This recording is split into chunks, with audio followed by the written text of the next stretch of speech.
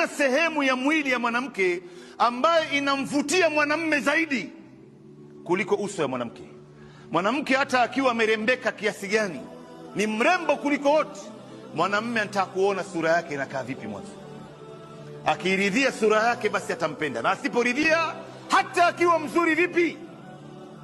Ndio wanazuoni wengi kwa mujibu wa Qur'an na Sunna wakaonelea kwamba mtu mwanamke nitakana vile vile aifunike uso wake, na mwanamke ambaye anaifunika uso wake na niqab, huyu naye heshima yake inakuwa kubwa zaidi kuliko yule ambaye ameacha uso wake.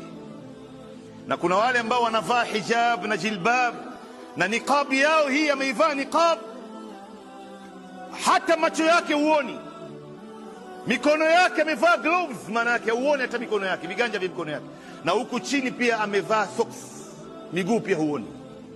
Huyu ambaye anajifunika mwili wake gubi gubi, akipita katikati ya wanaume, watu wote wanataka kujua ni nani huyu, kwa maana kila akifunika mwili wake huyu mwanamke heshima yake inakuwa juu, na kila akiachia mwili wake yeye anafikiri kwamba ndo maendeleo haya.